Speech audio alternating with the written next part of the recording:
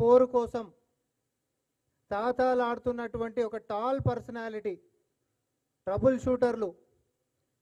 మరి ఆ స్టేట్మెంట్లోని కేటీఆర్ పేరుని వాడుకొని నార్కోటిక్స్ కంట్రోల్ బ్యూరోలో కేటీఆర్ని ఇరికించేటటువంటి కుట్రలు చేస్తూ ఉన్నారు. కుటుంబంలో నాకౌట్ మ్యాచ్లో ఒకరు బయటికి వెళ్ళిపోయినరు, ఇంకొకరు మాత్రమే మిగిలిరు కాబట్టి వాళ్ళను కూడా బయటికి పంపించేసేటటువంటి వ్యూహాన్ని ఈరోజు బీఆర్ఎస్ పార్టీలో చాలా జాగ్రత్తగా ముందుకు సాగుతూ ఉన్నారు. అప్పటి కేసులో ఆ స్టేట్మెంట్లో ఉంటున్నటువంటి పేరుతోటి ఎప్పటికైనా భవిష్యత్తులో ఇరకాటంలో పెట్టొచ్చు అనేటటువంటి దురుద్దేశంతో, తద్వారా రాజకీయ లబ్ధి పొంది ఆ పార్టీలో ఆధిపత్యానికి వచ్చి పార్టీ పగ్గాలు చేతబట్టాలనేటటువంటిది నెక్స్ట్ కాంపిటేటర్ అయినటువంటి టాల్ పర్సనాలిటీకి మాత్రమే ఉంటుంది. కాబట్టి ఈ కుట్రల పాపం ప్రపంచానికి తెలియకుండా చేస్తామని చెప్పి అనుకుంటున్నట్టు, కానీ దురదృష్టవశాత్తు అన్ని విషయాలు బయటకు వస్తూనే ఉంటాయి. నాకు తెలిసి ఈ వేదిక మీదకించి మేము చెప్తున్నటువంటి దాంతో కేటీఆర్ గారికి కూడా తెలుస్తుందని మేము అనుకుంటా ఉన్నాం. వాళ్ళకు ఉంటున్నటువంటి అంతర్గత పోరుతోటి రేపొద్దున ఎప్పటికైనా కేటీఆర్ అనేటటువంటి వాడే పార్టీ పగ్గాలు చేతబడతాడు. అది జరగొద్దు అని అంటే కేటీఆర్ని గట్టిగా ఇరికించేటటువంటి ఒక వ్యవహారం ఉండాలి. కాబట్టి narcotics control bureau zonal office బెంగళూరులో ఉంటున్నటువంటి దాని దగ్గర వ్యూహం పన్నుతున్నది ఎవరు అనేటటువంటిది భవిష్యత్తులో మీరు అందరూ కూడా చూస్తారు. ఇది ప్రజల ముందు మేము పెట్టదలుచుకున్నాం. ఈరోజు ఏదో కలిసిమెలిసి కొట్లాడుతున్నట్టుగా, ఇంకోటి ఏదో అంతా కలివిడిగా, లేకపోతే ఏకతాటి మీదకి వచ్చి కొట్లాడుతున్నట్టుగా వాళ్ళు చేస్తున్నటువంటి డ్రామాలంతా తెలంగాణ ప్రజలు భవిష్యత్తులో చూడబోతున్నారు. బీఆర్ఎస్ పార్టీ పతనమయ్యింది.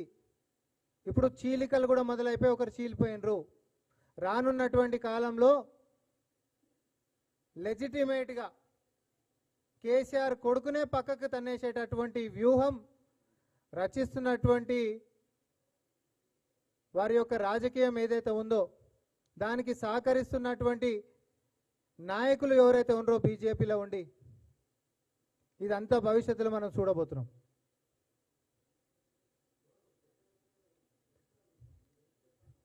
ఇప్పుడు ఎవరు చెప్పినటువంటి విషయం నేను ఒకటి అన్నా.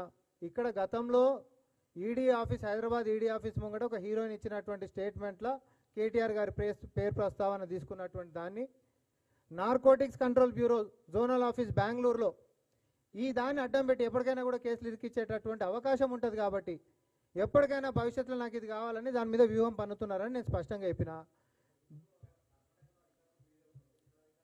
అది కేంద్ర సంస్థ అన్న, రాష్ట్ర ప్రభుత్వంది కాదు. అది కేంద్ర సంస్థ, బీజేపీ చేతులు ఉంటుంది. అది నేను అంటుంది కుటుంబంలో జరుగుతున్నట్టు వ్యవహారం చెప్తున్నాను. నేను ఇక్కడ కేంద్రం గురించి చెప్తలే, రాష్ట్రం గురించి చెప్తలే. కుటుంబంలో ఉండి పోటీ పడుతున్నటువంటి వ్యక్తులు ఒకరు వెళ్ళిపోయారు బయటికి, ముగ్గురుండే, నాలుగో వ్యక్తి అని అంటే అది ఎప్పటికైనా పోయేటటువంటిది ఉండొచ్చు. కానీ ముగ్గురుండే ఒకరు వెళ్ళిపోయినరు, ఇద్దరు. ఈ ఇద్దరు ఉంటున్నటువంటి దాంట్లో కేటీఆర్ గారిని పక్కకేసేటటువంటి కుట్రలు వ్యూహాలు రచిస్తున్నారని చెప్పి నేను చెప్తా ఉన్నా. నేను ఆన్ రికార్డ్ చెప్తా ఉన్నా. అది కూడా ఏ బేస్ మీదకి చేస్తారో కూడా నేను చెప్తా ఉన్నా. అది కేంద్రం కింద వచ్చేటటువంటిది, మరి ముఖ్యంగా హోమ్ అఫైర్స్ కింద వచ్చేటటువంటి విషయం. వీళ్ళు ఈడ ఏది పరువు నష్టం దావాలని లేకపోతే ఇంకోటని నోటీసులతోటి డ్రామాలు ఏందో నాకు అర్థమవుతలే. మరి నిజంగానే చిత్తశుద్ధి ఉంటే బీజేపీ దీని మీద లోతుగా విశ్లేషించి దాని మీద ప్రజలకు ముందుకు వచ్చి స్పందించాలి, దాని యొక్క వైఖరి ఏంటిది అనేటటువంటిది.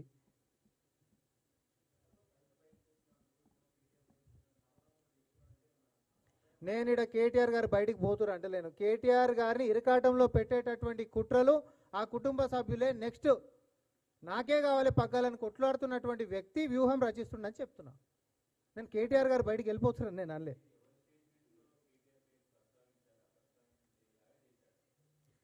ఇది గతంలో ఆల్రెడీ ఆన్ రికార్డ్ ఉంటున్నటువంటి వ్యవహారం, ఆన్ రికార్డులో ఆల్రెడీ ఉన్నటువంటి వ్యవహారం. దాన్ని ఈరోజు అడ్వాంటేజ్ తీసుకొని దాని రాజకీయ లబ్ధి కోసం భవిష్యత్తు ప్రణాళిక ఎవరికైనా రాజకీయంగా ఏముంటుంది ఆ పేరుని ఈరోజు వాడుకొని ఎప్పటికైనా బీజేపీతో ఎవరు సఖ్యతగా ముందుకు పోతే ఇద్దరిని ఇరకాటంలో పెట్టుకునేటటువంటి అంశాలు ఉన్నాయి.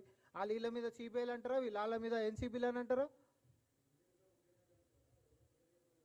ముఖ్య నేత అంటలే, నేను బీజేపీ వాళ్ళు దీని మీద లోతుగా విశ్లేషించి వాళ్ళ యొక్క స్పందన చెప్పాలి. బయట డ్రామాలు వద్దంటున్నా. బండి సంజయ్ గారు హోంశాఖ మంత్రులు, ఆయన కింద ఉంటున్నటువంటిది ఈ శాఖ నేను ఇప్పుడు చెప్పింది నార్కోటిక్స్ కంట్రోల్ బ్యూరో కూడా. ఆయన ఈడ ఉత్తగానే ఆయన నన్ను తిట్టిండు, నేను ఈయన తిట్టినా కాబట్టి ఆయన పరువు నష్టం దావా వేసిండు. ఈ డ్రామాలు అందరూ ఎందుకు? నిజంగానే బీఆర్ఎస్ వాళ్ళని గిట్ట లోపడేసేటటువంటి చిత్తశుద్ధి బీజేపీ గిట్ట ఉంటే ఈ పార్టీకి ఎన్నో అంశాలలో వేయొచ్చు అని చెప్పి నేను అంటున్నా.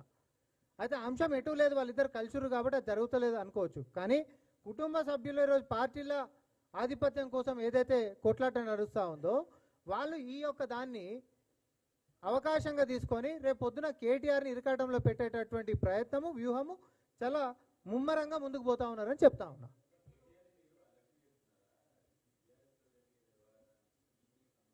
ఇప్పుడు నాకౌట్ మ్యాచ్లో నెక్స్ట్ ఎవరు అవుట్ అవుతారు అనేటటువంటిది మన అందరం చూడబోతున్నాం అంటున్నాము.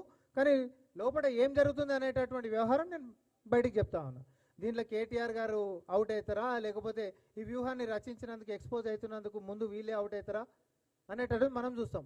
బీఆర్ఎస్ పార్టీ అనేటటువంటిది సింక్ అయిపోయినటువంటి షిప్.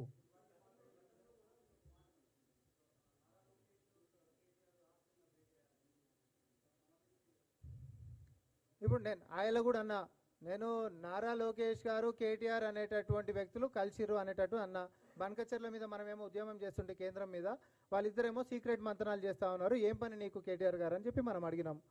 ఆయన వాళ్ళ యొక్క సంభాషణలల్లో మీరు వ్యాపార లావాదేవీలు మాట్లాడుకుర్రా, లేకపోతే ఒక cement company mining lease ban అయినటువంటి దాన్ని ఎత్తివేసేటటువంటి వ్యాపారాలు మాట్లాడుకుర్రా, లేకపోతే లోపాయకారి ఒప్పందాలు మాట్లాడుకుర్రా, ఏ అంశమైనా సరే మీరు మాట్లాడుకొని మాకు ఇబ్బంది లేదు. ఎందుకంటే లోకేష్ గారు ముఖ్యమంత్రి గారిని పట్టుకొని ఆయన పర్మిషన్ కావాలని మేము మాట్లాడుకోవాలని అన్నారు కాబట్టి అంటున్నాం. భవిష్యత్తులో ఇప్పుడు ఇట్లాంటి కేసులలో రేపొద్దున కేటీఆర్ని ఇరికిచ్చేటటువంటి వ్యూహం రచిస్తున్నప్పుడు కేటీఆర్ గారి పేరు రేపొద్దున మసకబారి కనిపించేటటువంటి తరుణంలో నేను బరాబర్ కలుస్తా 10 సార్లు కలుస్తాను లోకేష్ గారు అన్నారు అనుకోండి, ఆ బురద ఆయన కూడా అంటుతుంది అని చెప్పి మేము సూచనలు చేస్తూ ఉన్నాం. మేము ఎందుకు అడ్డం వస్తాం? మాకేం అవసరం?